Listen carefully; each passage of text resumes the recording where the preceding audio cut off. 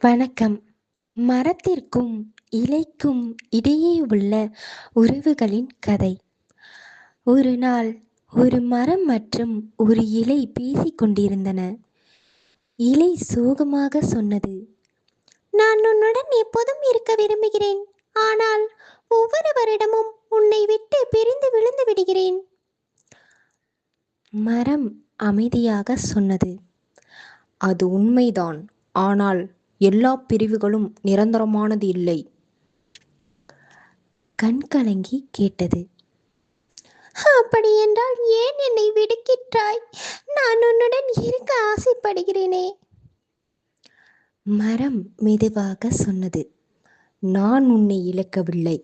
புதிதாக திரும்பி வர உனக்கு ஒரு காலம் கொடுக்கிறேன். காலம் கடந்தது.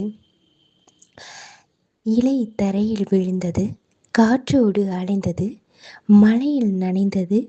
அதற்கு மரம் மிகவும் நினைவு வந்தது. மரம் சிரித்துக்கொண்டு சொன்னது, பார்த்தாயா, சில நேரம் தூரம் என்பது முடிவல்ல, அது ஒரு புதிய தொடக்கத்திற்கான இடைவெளி.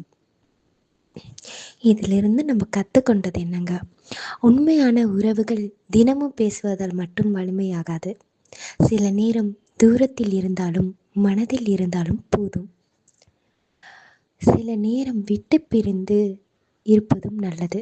ஏனெனில் உண்மையாக நம்முடையவர்கள் என்றால் தூரம் அவர்களை பிரிக்காது, மேலும் மதிக்க கற்றுக் கொடுக்கும்.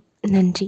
இந்த கதை உங்களுக்கு பிடிச்சிருந்தா லைக் பண்ணுங்கள், ஷேர் பண்ணுங்கள், சப்ஸ்கிரைப் பண்ணுங்கள்.